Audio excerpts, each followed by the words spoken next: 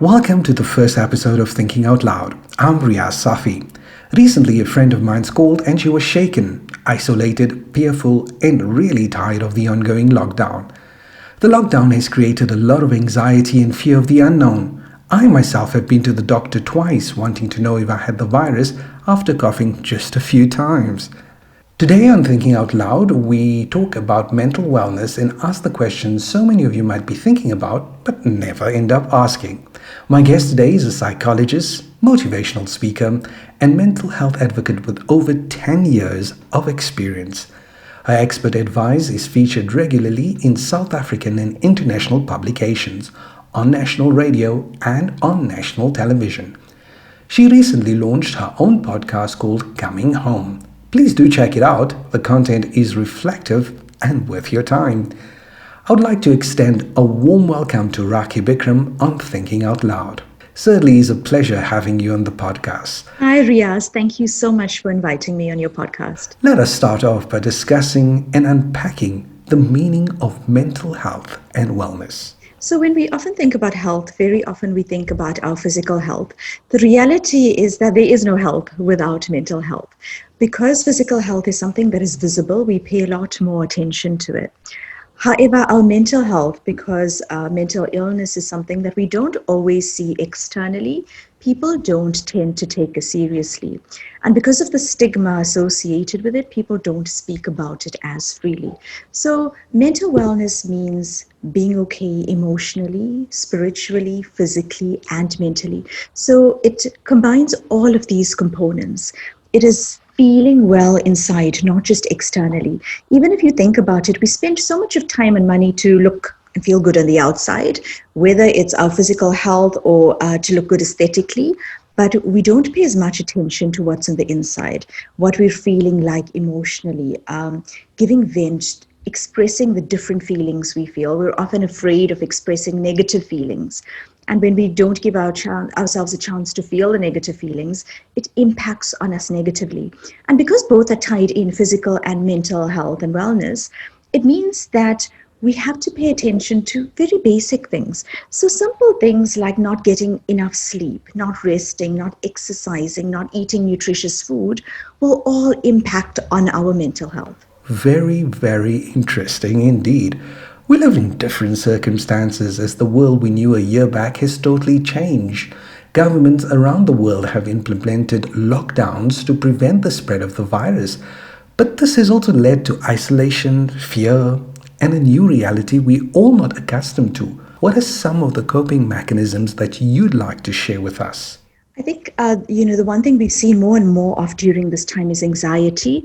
And the reason for that is because it's actually a normal response to an abnormal situation. So the coping mechanisms start with going back to the very basics, like I mentioned, giving ourselves some sense of control and stability. A lot of the anxiety we are facing and experiencing has to do with uncertainty and things that are not in our control. So the number one thing that we can do is bring our focus back to the things that we can control. We can control our daily routine. We can control the amount of sleep we have. We can control how we spend our time, what safety measures we take, regardless of what is imposed on us externally. We're all welcome to take additional security precautions for our own health and safety. So the main thing I can say is focusing on what you can control. Because we are social distancing, and I don't really like the term social distancing, I prefer physical distancing, we can still be social. We are social creatures, and therefore loneliness is something that we're experiencing a lot. But we must be grateful for technology during this time, which has made so much possible. It's helped us keep in touch with others. It's helped us learn from home, work from home, connect with other people, celebrate special occasions. So coming back to what we can control, it's using technology in a way which enables us to live as normally as possible, meaning finding other ways of doing the things that were important to us. So not just mindful or mindless socializing where we scroll on social media or send good morning messages, but really deliberately reaching out, having conversations with people who are good for our mental health, who make us feel that we belong to someone and something and make us feel part of something bigger. Interesting indeed. Now that you talk about that, I actually have a friend who lives this fairy tale life. on Facebook and Instagram. She posts the most amazing holiday pictures, and at times I actually sit back and think, does she hire a professional photographer? How does social media contribute to mental well being, and why is it important to maintain a healthy balance? So, we do two things in social media. We are creators and we are consumers, and we have to do both mindfully. So, what you're talking about is something that we term comparisonitis, right? So, it's not official, Oh, but I often joke that one of the things I treat in my practice, well, two things that I treat in my practice very often are FOMO and comparisonitis. And social media is something that contributes, but it's not social media by itself, because remember, social media brings a lot of good, but it's how we use it. So when we use it mindlessly, for example, lying in bed at night and just scrolling without being mindful about who we're following, whose accounts we're looking, how we're consuming what we're reading. So when we do it mindlessly, we look at, for example, your friend in this exotic location, having wonderful food and shopping and doing everything. And what do we think? Automatically, the mind thinks that I am worse off than her, that she is better than me, she looks better than me, she has more money, she has, look at her amazing husband who takes these pictures of her or buys her these things.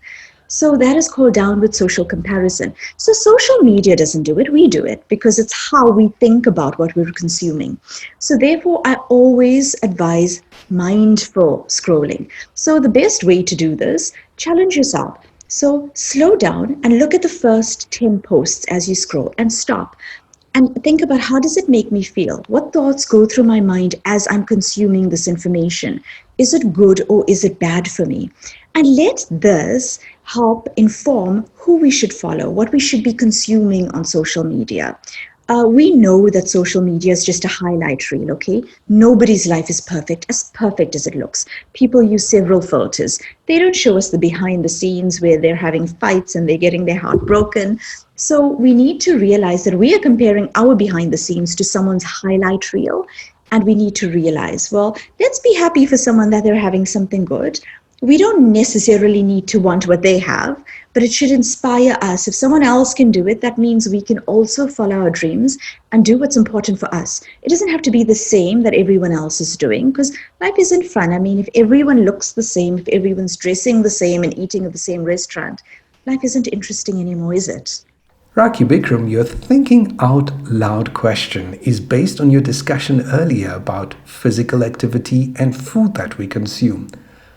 How does this impact our mental health? So we have the vagus nerve, which connects the brain to our gut. So a lot of serotonin is produced in our gut. So eating food that is unhealthy is going to impact on our mood. And we don't often realize this.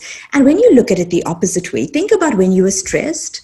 Doesn't that also impact on your eating habits? So two things, one of two things happen. Either we just don't eat because we don't have an appetite, or the other thing is we overeat and we eat comfort food. And the comfort foods, we generally tend to go towards the things that are not good for us, carbohydrates or sugar. And neither of these are good for us because it isn't a balanced diet. So we have to be mindful about the food we consume, the source of, where it comes from. And the easiest way, I'm not a dietitian, but from what we know is as close to nature as possible is healthier for you because we know the source of the food. There isn't a whole process that goes through from the source of the food to our plate or to our stomach. When you think about our physical health, and it has an impact both ways. So think about when you haven't had a good night's sleep, what happens to you? You're grumpy the next day. You can't focus the next day. You might be a lot more irritable the next day. So that impacts on us. The other way, when we are stressed, when we're feeling depressed or anxious, we can't sleep. It impacts on our appetite. It impacts on our concentration. We don't enjoy things that we would have enjoyed previously. So both impact on each other. In both ways. So our physical health and our physical health habits impact on our mental health, and our mental health impacts on our physical health. Therefore, it's not possible to focus on one without the other. Now, the new reality is that most of us actually work from home these days. I found that my lack of activity has decreased, and I love eating chocolates as my comfort food. Now, that's a little secret between the two of us. Your thoughts on this? So I think when we think about the pandemic and lockdown, I think we all comfort ate. And that is okay. I have to say that because we were in survival mode. It's a pandemic, right? So at some point we were all baking and we were all eating more than usual. And that is how we coped. So we must not judge ourselves for that. But as the lockdown eases, as we find a new sense of safety and security and normality in our lives, we need to ease out of that and create better habits for ourselves. So, like you said, and like yourself, many people are working from home. Many people are anxious about lockdown easing and having to maybe go back to the office. But also, many companies have realized that their employees can work from home, and it's something that might continue for many companies.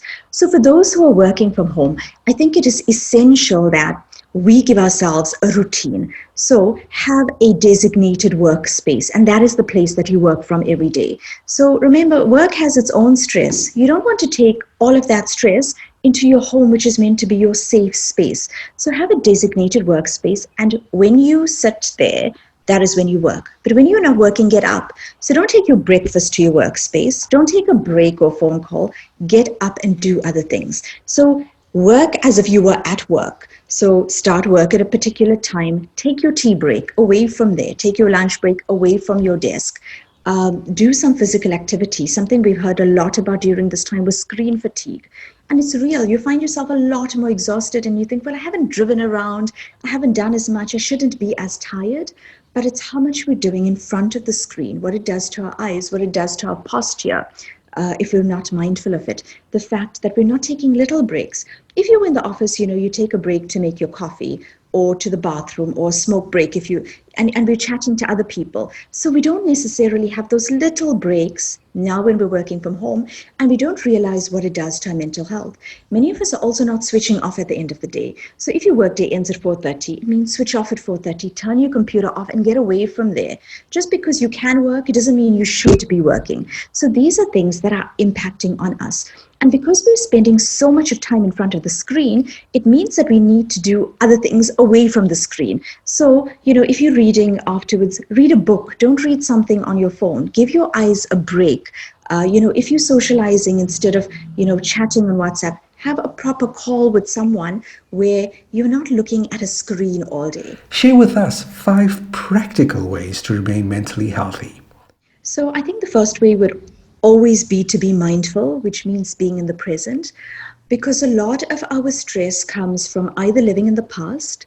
When our minds are in the past, there's often regret. We think about things that have happened that we wish we did differently and things that we cannot change. And we often get depressed. When we live in the future, worrying about what is going to happen, what won't happen, what if this and what if that, we become anxious. So living in the present means focusing on the here and now. And you will recognize the benefits of it when you actually do it by keeping yourself in the present. So that is always my number one tip. The second tip would be to listen to your body. And this might sound a lot more physical, but our body has the answers and clues for everything. It's always speaking to us. It will always tell us what we need. So even if something is not good for us, we will feel it somewhere in our body, whether we're stressed, whether we're hungry, whether we're feeling anxious about something. So tune into your body and ask yourself, what is this feeling in my body telling me that I need to do? Get adequate sleep. You have no idea that sleep really is a superpower, that it impacts on us physically and it impacts on us mentally, meaning we feel better. It improves our mood, it improves our concentration, it improves our irritability levels the following day. The next tip would be get in touch with your feelings and feel your feelings.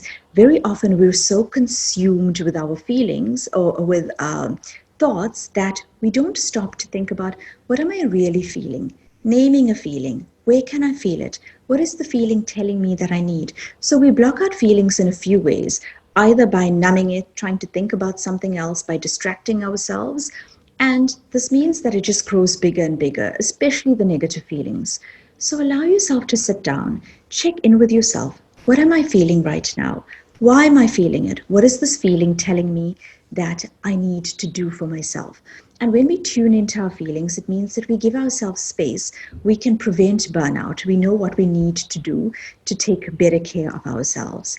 And find some form of self-care. So self-care could mean speaking to someone, doing something that's good for your body, taking breaks or taking a time out, doing something that you love to do that we don't normally do. Self-care can also mean things like putting ourselves first and saying no to other people, saying no to things we don't really want to do. So we often think that self-care is selfish, but self-care is the thing that is going to prevent burnout. It's going to help us manage stress better, and it's going to help us cope with mental health challenges because we are replenishing ourselves. So we've heard the saying, you can't pour from an empty cup. And self-care are the things we do for ourselves that helps fill our own cups. Thank you so much for sharing your insight on this rather important topic of mental wellness. Thank you so much, Riaz, for inviting me on your podcast and for giving me this opportunity. We will be sharing the top 5 tips in the notes and look forward to catching up in the next episode. If you like this podcast, please press the subscribe button and you will be notified when a new episode is posted. Over the next few episodes, we will feature a variety of guests who will help us find answers to questions we often think about but rarely ask on Thinking Out Loud. Thank you so much for listening. Till the next episode, bye for now.